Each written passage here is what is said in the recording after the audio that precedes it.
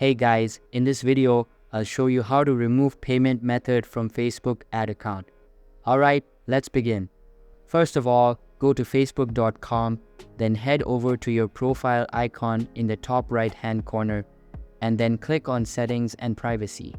Once you're in Settings, you'll then see this window here by Meta. So you want to go to See More in Account Center.